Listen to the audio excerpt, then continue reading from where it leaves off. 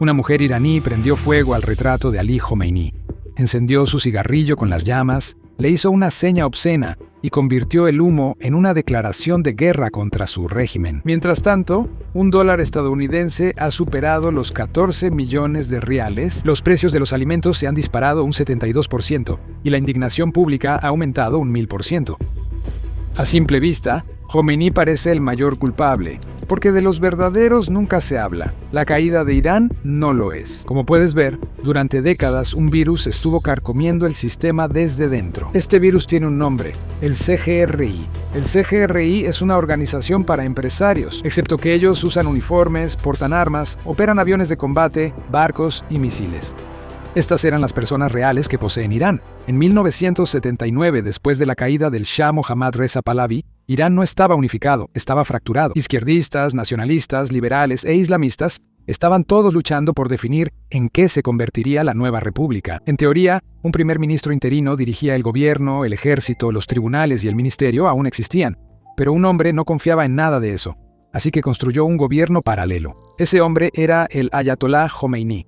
Ese mismo año, él creó algo llamado el Cuerpo de la Guardia Revolucionaria Islámica, o IRGC. Estos guardias eran una fuerza para defender la revolución y eran el ejército del pueblo. Al menos, esa era la historia que le contaban al mundo. Pero los intelectuales sabían que el Ayatollah formó su fuerza para aplastar cualquier repetición de lo que sucedió en 1953-70. Estaba atormentado por la historia, especialmente por el golpe de 1953, que derrocó al primer ministro democráticamente elegido de Irán, Mohammad Mossadegh, y restauró al Shah. La Guardia Revolucionaria Islámica fue creada para asegurarse de que eso nunca volviera a suceder. Sin golpe de Estado, sin poder rival, sin un futuro alternativo. Su estructura de mando deliberadamente pasaba por alto al presidente electo, asegurando que el verdadero poder nunca se restableciera con las urnas. Eran el brazo ejecutor de una nueva ideología, Veliyat-e-Faqih, la tutela del jurista, un sistema donde la autoridad suprema no pertenece a las instituciones, sino a un solo hombre. Y la IRGC no es un solo ejército, es un estado de seguridad con múltiples capas. Tiene 5 ramas principales: ejército, marina, fuerza aérea y 2 ramas misteriosas. Las llaman Basij y Quds. Sus fuerzas terrestres, o básicamente el ejército, están desplegadas en las 31 provincias y en Teherán. Son más de 150.000 en número, están integrados localmente, ligados a comandantes regionales y diseñados tanto para el control interno como para la defensa externa. En el mar, la Guardia Revolucionaria Islámica dirige su propia fuerza naval, completamente separada de la Marina Regular de Irán. Alrededor de 20.000 marineros patrullan las fronteras marítimas de Irán y, de manera crucial, el estrecho de Hormuz. Ahora, el estrecho de Hormuz es un punto estratégico por donde pasa aproximadamente 1/3 del petróleo crudo transportado por mar en el mundo cada año. Eso le da a la Guardia Revolucionaria Islámica una influencia que va mucho más allá de las fronteras de Irán. En el aire, la Guardia Revolucionaria Islámica controla una fuerza aérea separada con aproximadamente 15.000 efectivos. Ellos no son responsables de la aviación convencional, sino del programa de misiles balísticos de Irán, que es el principal elemento de disuasión y moneda de cambio del régimen. La Basij no hace nada sofisticado como lanzar misiles o pilotar aviones de combate. Sin embargo, desempeñan el papel más crítico para el régimen. Es una fuerza paramilitar que afirma poder movilizar hasta 600.000 voluntarios. La Fuerza de Resistencia Basij es una organización paramilitar voluntaria que opera bajo el cuerpo de la Guardia Revolucionaria Islámica. La Basij no se trata de fuerza en el campo de batalla, se trata de vigilancia, intimidación y control a nivel de calle. Cuando estallan protestas, esta es la fuerza que aparece primero. Ese patrón es visible nuevamente en las protestas en curso en Malak Shahi, en la provincia occidental de Elam. La Basij ha jugado un papel central en la represión de las manifestaciones. Según la Red de Derechos Humanos del Kurdistán con sede en París, al menos 5 manifestantes fueron asesinados a tiros fuera de un edificio operado por las fuerzas paramilitares Basij de Irán. Lo que sea, y la Guardia Revolucionaria Islámica lo ha hecho. Desde armas de alta tecnología hasta incluso tecnología avanzada de hackeo. El Comando Cibernético de la Guardia Revolucionaria Islámica opera en coordinación con empresas vinculadas a la Guardia, realizando espionaje militar y comercial, ciberataques y campañas de propaganda a gran escala. Su relación exacta con los grupos de hackers afiliados al Estado permanece deliberadamente oculta por diseño. Después de la guerra entre Irán e Irak, la Guardia Revolucionaria Islámica comenzó a patrocinar sistemáticamente a grupos armados no estatales en todo Medio Oriente para gestionar esta red en expansión. La Fuerza Quds surgió como la rama de operaciones externas de facto de la Guardia. el instrumento de Irán para proyectar poder mucho más allá de sus propias fronteras. Desde Afganistán hasta Irak, desde Líbano hasta los territorios palestinos, desde Siria hasta Yemen, la Fuerza Quds construyó relaciones con grupos armados, proporcionando entrenamiento, armas, financiamiento, inteligencia y orientación en el campo de batalla. Algunos de estos grupos operan con una autonomía significativa y no siempre se coordinan entre sí, pero en la visión estratégica de Teherán, todos son componentes de una sola estructura. Eje de la resistencia. Una alianza informal unida por la oposición a Estados Unidos, Israel y la influencia occidental. Al cultivar estos grupos, Irán buscó exportar su revolución y crear profundidad estratégica, alejando los posibles conflictos de su propio territorio, mientras disuadía una confrontación militar directa. La guerra por intermediarios se volvió más barata, negable y políticamente sostenible. Hezbolá es el ejemplo más claro de esto. Formado durante la ocupación israelí del sur del Líbano, Hezbolá se alineó naturalmente con la hostilidad de Irán, tanto hacia Israel como hacia Estados Unidos. Con el tiempo, evolucionó hasta convertirse en el grupo armado no estatal más poderoso de la región, entrenado, armado y financiado con el apoyo de la Guardia Revolucionaria Islámica. El patrón se repitió en otros lugares. Cuando las revueltas de la primavera árabe desestabilizaron Yemen y estalló la guerra civil, la Guardia Revolucionaria Islámica intervino. A través de la Fuerza Quds, Irán canalizó inteligencia, entrenamiento y armas al movimiento Houthi, fortaleciéndolo contra el gobierno de Yemen y Arabia Saudita, el rival regional de Irán. Con el paso de los años, la Guardia Revolucionaria Islámica no solo fue un arma que aseguró el poder de Jomeini, sino también una fuerza decisiva que dio forma a la geopolítica de Irán. Esa dependencia hizo que Jomeini y el sistema que construyó dependieran profundamente de la Guardia Revolucionaria Islámica, permitiéndole emerger como la entidad más poderosa de Irán, controlando prácticamente todo en el país. Durante mucho tiempo, la Guardia Revolucionaria Islámica solo eran soldados, pero su destino cambió. En la década de los 80, la Guardia Revolucionaria Islámica entró por primera vez en la economía después de la guerra entre Irán e Irak, cuando se le encargó reconstruir la infraestructura destruida: carreteras, puentes, oleoductos, proyectos. El Estado era demasiado débil para encargarse de lo que comenzó como una reconstrucción. Rápidamente se convirtió en propiedad permanente. A partir de ahí, la expansión fue implacable. Se estima que el cuerpo de la Guardia Revolucionaria Islámica controla entre un impresionante 30 a 50% de la economía formal e informal de Irán. Lo que comenzó como una institución militar se ha convertido en el conglomerado monopólico más grande del país, absorbiendo sectores enteros de la vida nacional. En el centro de esta toma económica se encuentra la sede de construcción Khatam al-Anbiya, el brazo de ingeniería de la Guardia Revolucionaria Islámica. Khatam al-Anbiya surgió durante la llamada ola de privatización de finales de los años 80 y principios de los 90, después de la muerte del Ayatollah Jomeini. Pero esto no fue privatización en ningún sentido real. Fue una transferencia masiva de propiedad pública, recursos nacionales y organizaciones estatales del gobierno a manos de personas cercanas al régimen. Y entre los mayores beneficiados estaban los generales y altos mandos de la Guardia Revolucionaria Islámica.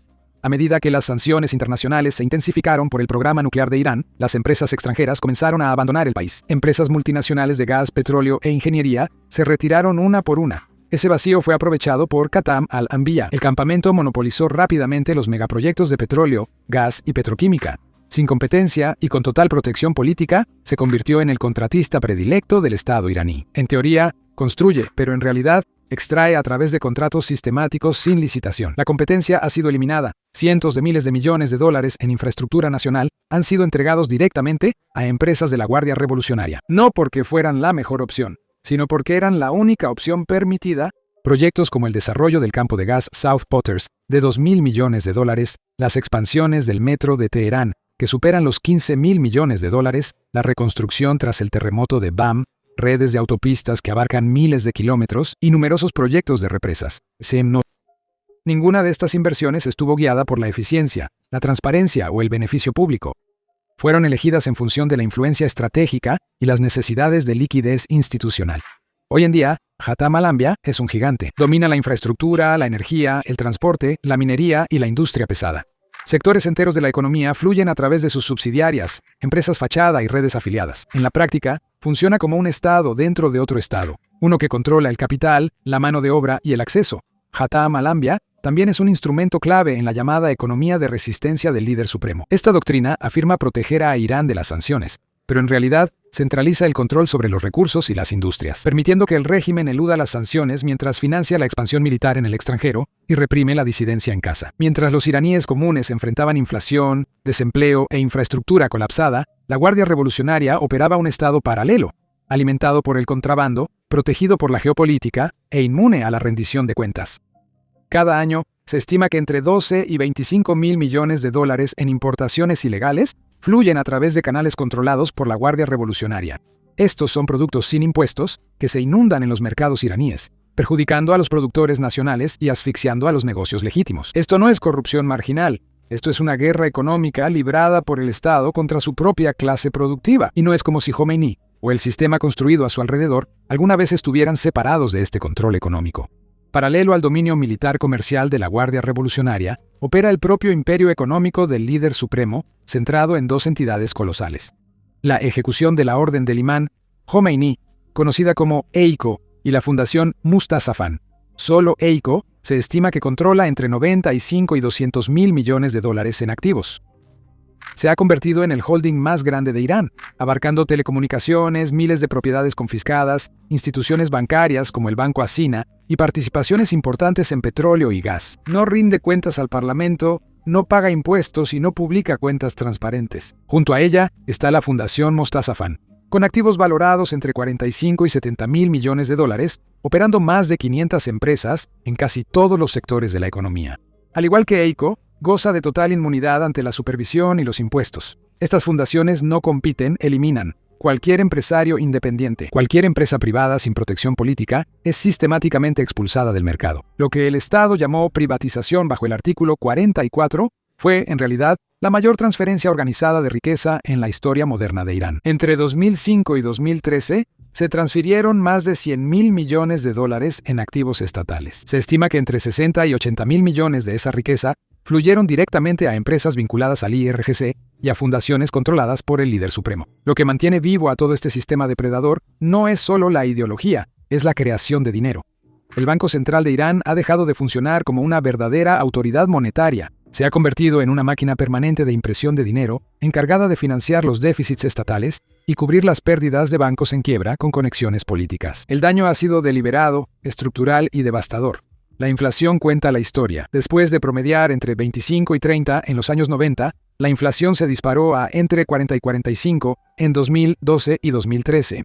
De 2021 a 2024, se mantuvo atrapada en un asombroso 40 a 50. El resultado es catastrófico. 3 décadas. El rial iraní ha perdido aproximadamente el 99.9% de su valor frente al dólar, colapsando de alrededor de 70 riales por dólar en 1979 a más de 1 millón para finales de 2025. Esto sigue un patrón preciso y brutal. El dinero recién creado no entra en la economía de manera uniforme. Fluye primero hacia contratistas del gobierno, bancos conectados al Estado y empresas privilegiadas, el ecosistema del IRGC. Ellos compran activos y bienes antes de que suban los precios. Para cuando el dinero llega a los asalariados, pensionados y pequeños ahorradores, la inflación ya ha destruido su valor. Esto no es una teoría, es una experiencia vivida. Los ahorros de la clase media han sido confiscados de manera efectiva. Los salarios reales han caído entre un 50 y un 70% desde 2011 y los fondos de jubilación se han vuelto casi inútiles. Esto es un saqueo legal a escala nacional. Junto a esto está el sistema de tipo de cambio multinivel de Irán, otro mecanismo de extracción. Entidades con conexiones políticas reciben dólares a tasas oficiales artificialmente bajas para importaciones esenciales, y luego venden los productos a precios basados en el tipo de cambio del mercado libre. La diferencia genera rentas estimadas entre 15 y 30 mil millones de dólares cada año. Los escándalos exponen cómo funciona el sistema. Tan solo en 2023, el llamado escándalo del té iraní reveló que se desviaron 337 mil millones de dólares en divisas subsidiadas mediante contrabando y fraude. Esto no fue una anomalía, era el sistema funcionando tal como fue diseñado. El sector bancario completa el panorama. Los bancos iraníes ya no canalizan los ahorros hacia inversiones productivas. Son instrumentos de crédito dirigido políticamente y de extracción de riqueza. Mientras que las cifras oficiales afirman que los préstamos incobrables están entre el 15 y el 20%, estimaciones independientes sitúan la cifra real entre el 30 y el 40%. Un nivel que indica un colapso sistémico. Los bancos financian continuamente megaproyectos inviables del CGRI y empresas estatales zombies, destruyendo la base de capital de la nación. Al mismo tiempo, instituciones de crédito no autorizadas se multiplicaron por todo el país, operando como esquemas piramidales que eventualmente colapsaron, acabando con los ahorros de millones de personas. Y la propia ley permite todo esto. El marco constitucional de Irán socava activamente los derechos de propiedad. El artículo 49 permite al Estado confiscar riquezas bajo acusaciones vagas como corrupción, con un debido proceso mínimo. Esta disposición se ha utilizado como arma para la expropiación masiva. El ascenso de EICO a un megaconglomerado fue impulsado exactamente por este proceso. Confiscaciones a través de tribunales revolucionarios y ventas forzadas de activos. Las consecuencias son previsibles. Los empresarios abandonan la inversión a largo plazo y se enfocan en la extracción a corto plazo. La fuga de capitales se acelera a un estimado de 20 a 40 mil millones de dólares por año. El crecimiento productivo anual se paraliza. Pero sus movimientos no permanecieron ocultos por mucho tiempo. Fueron expuestos y castigados. Hatam al-Anbiya ha sido sancionada repetidamente por sucesivas administraciones estadounidenses desde 2010. Pero ¿a quién le importa? Esto no les va a afectar. Así que estaban ocupados expandiéndose. Su imperio no se detiene en la construcción. Si Hatam al-Anbiya es el imperio industrial visible de la Guardia Revolucionaria, entonces la Fundación Cooperativa de la Guardia Revolucionaria es su cerebro financiero. Esta fundación es el segundo pilar del poder económico de la Guardia, y su propósito es claro: darle a la Guardia Revolucionaria el dominio financiero. Al monopolizar tanto los espacios económicos estatales como privados, no compite en los mercados, los absorbe. En abril de 2023, cuando el Consejo Europeo sancionó a la Fundación Cooperativa de la Guardia Revolucionaria, lo describió sin rodeos, como el organismo responsable de gestionar las inversiones de la Guardia y canalizar dinero directamente hacia la brutal represión del régimen. Una adquisición lo explica todo. En 2009, la fundación tomó el control de la compañía de telecomunicaciones de Irán, un acuerdo que los periódicos iraníes describieron como la transacción más grande en la historia del mercado bursátil del país. Esto no fue solo una movida económica, sucedió en el punto más alto de las protestas masivas, cuando millones de iraníes estaban en las calles. El control sobre las telecomunicaciones significaba control sobre la gente. Le permitió a la Guardia Revolucionaria Islámica monitorear llamadas, rastrear activistas, identificar organizadores y desmantelar redes de protesta mediante arrestos e intimidación. MSI, uno de los operadores móviles más grandes de Irán, también es mayoritariamente propiedad de una empresa que se cree ampliamente que está bajo el control de la Guardia Revolucionaria Islámica. Pero lo que es aún más alarmante es que el alcance de la Guardia no se detiene en las fronteras de Irán. A través de estructuras de propiedad opacas, participaciones de terceros y empresas fantasma, la Guardia Revolucionaria Islámica ha extendido su control a redes de telecomunicaciones extranjeras. Un medio de investigación sirio reveló que, aunque el régimen de Assad durante mucho tiempo afirmó que Wafa Telecom era una empresa nacional, el 52% de ella es propiedad de miembros de la Guardia Revolucionaria Islámica que operan a través de empresas registradas en Malasia y Turquía. Otro 28% es propiedad del cercano aliado de Assad, Yasser Ibrahim. Junto a un empresario no identificado, lo que parece ser local es, en realidad, un control transnacional. Incluso en 2025, según informes, MSI se acercó a la Embajada de Irlanda, presionando para reactivar o ampliar los lazos con Vodafone. Vodafone previamente había cortado vínculos después de las sanciones de Estados Unidos y las revelaciones de conexiones con el IRGC. Sin embargo, MSI afirmó en su propuesta que ya mantenía acuerdos de roaming con 200 operadores en 110 países, buscando extender la cobertura a Irlanda. Al citar relaciones amistosas entre ambos estados, si esa afirmación es precisa, las implicaciones son asombrosas. Eso significaría que entidades vinculadas a la Guardia Revolucionaria Islámica de Irán potencialmente tendrían acceso o influencia sobre los datos de telecomunicaciones en más de 110 países. El monopolio económico se convirtió en una herramienta de supervivencia política. Y no es sorprendente. La Fundación Cooperativa de la Guardia Revolucionaria Islámica también funcionó como el principal canal de financiamiento para la Fuerza Quds, la rama de operaciones en el extranjero de la Guardia Revolucionaria, responsable de misiones clandestinas, guerras por intermediarios y campañas de desestabilización en toda la región.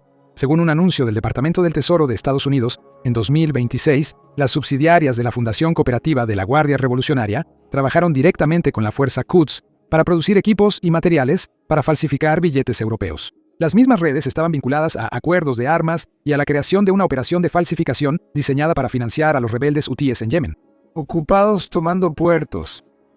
El control sobre las autoridades portuarias le da a la Guardia Revolucionaria Islámica algo aún más destructivo que la vigilancia.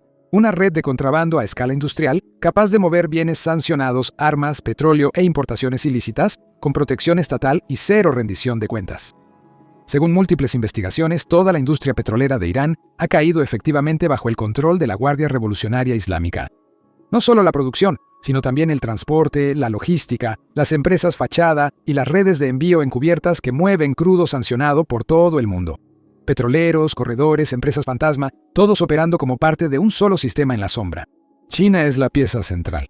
China sigue siendo el principal cliente de petróleo de Irán, y un conducto clave es Haokun Energy de China.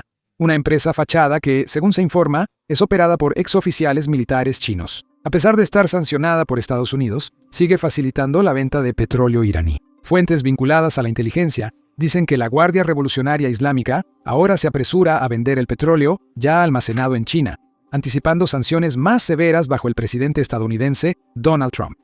Según esas fuentes, las autoridades iraníes instruyeron a la Guardia Revolucionaria Islámica para descargar el crudo sancionado almacenado en el puerto de Dalian, en el noreste de China, utilizando empresas intermediarias para ocultar su origen. Esto importa porque el petróleo significa poder.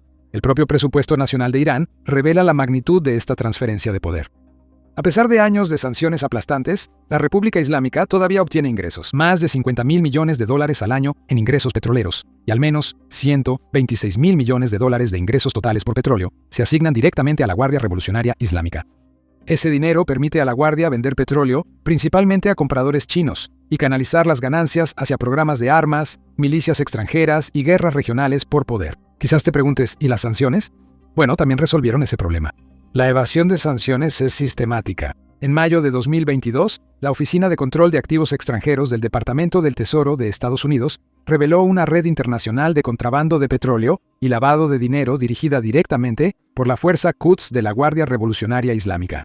Según la OFAC, esta red ha facilitado la venta de cientos de millones de dólares en petróleo iraní. El dinero fue dirigido a la Guardia Revolucionaria Islámica, la Fuerza Quds y Hezbollah, pasando por alto completamente la economía de Irán.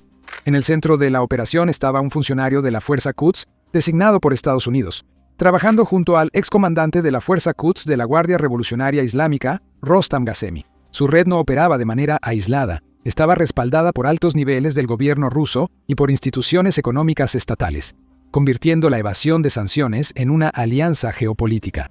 El petróleo iraní se reetiqueta utilizando una flota fantasma que opera en aguas de Malasia y Singapur. Los petroleros desactivan los transpondedores, falsifican documentos y vuelven a etiquetar el crudo iraní como si proviniera de Irak, los Emiratos Árabes Unidos, Omán o Malasia. Una vez limpiado, el petróleo se entrega a las refinerías más pequeñas e independientes de China, las llamadas teapots. Durante años, el puerto de Shandong fue el principal centro de este comercio, pero los datos de rastreo de petroleros muestran un fuerte aumento en los envíos al puerto de Dalian, lo que indica una red adaptable que cambia constantemente para adelantarse a las medidas de control. Para diciembre de 2024, el Departamento del Tesoro de Estados Unidos incluyó en la lista negra a 45 petroleros involucrados en el transporte de petróleo iraní a Shandong, pero la flota fantasma sigue siendo enorme, según los datos de envío. Más de 100 grandes embarcaciones vinculadas a esta red aún no han sido sancionadas y continúan transportando petróleo iraní en volúmenes reducidos. Pero sin interrupciones, los operativos con base en Irán viajaron entre Irán y Turquía, coordinando ventas ilícitas de petróleo y lavando las ganancias para ocultar su origen. Un solo operativo ayudó a organizar el transporte de decenas de miles de toneladas de petróleo, en nombre de altos comandantes de la Guardia Revolucionaria Islámica. Otro funcionario de la Guardia Revolucionaria Islámica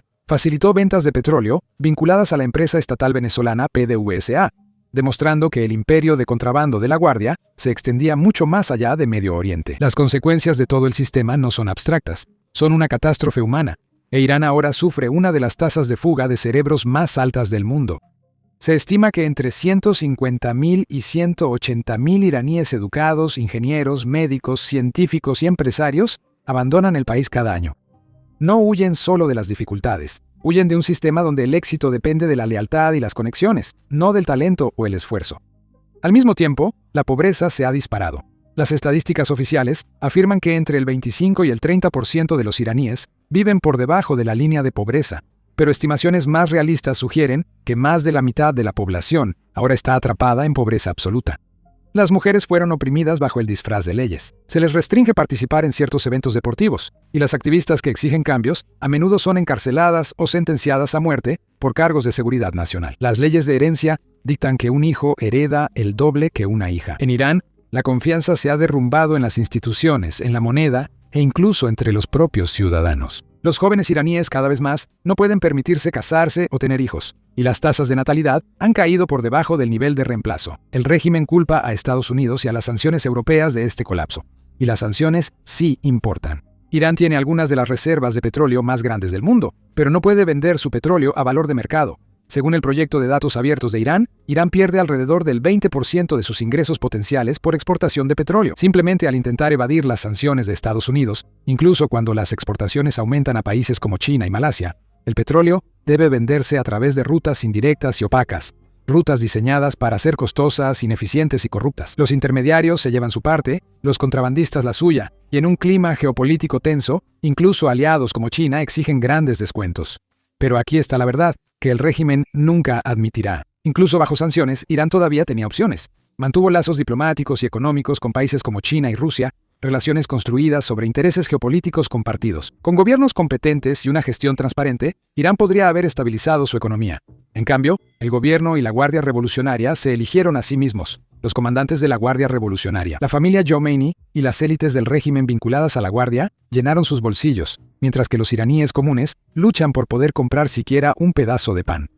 El colapso de la moneda lo dice todo. En 1979, un dólar estadounidense valía 70 riales. A principios de 2026, ya superó los 14 millones de riales. En 4 décadas, la moneda de Irán perdió aproximadamente 20.000 veces su valor.